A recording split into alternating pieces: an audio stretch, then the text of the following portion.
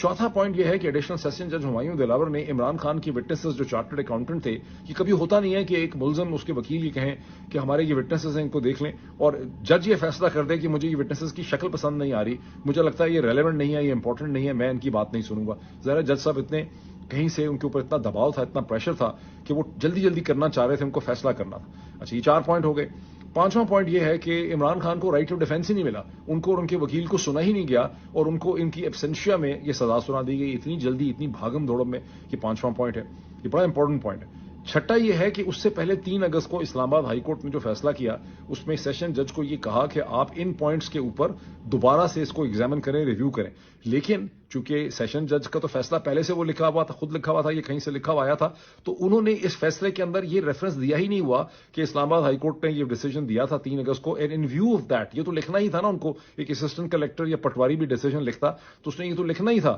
کہ جب کمشنر صاحب نے مجھے یہ بھیجا تو میں نے کمشنر صاحب کے فیصلے کے بعد پھر میں نے اپنا مائنڈ دوبارہ اپلائی کیا۔ یہ صرف ایک رسمن بھی جملہ لکھا جاتا ہے، وہ رسمن بھی انہوں نے اس میں سے نہیں لکھا، اس لیے کہ فیصلہ ہی پہلے لکھ چکے تھے۔ یہی وہ چیز ہے جس کو ایک دن پہلے عدالت کے، میں خود نہیں کہہ رہا، یہ عدالت کے اندر لطیف کھوسہ صاحب نے یہ چیز اسلام آباد ہائی کورٹ کے چیف جسٹس کو کہی ہے کہ انہوں نے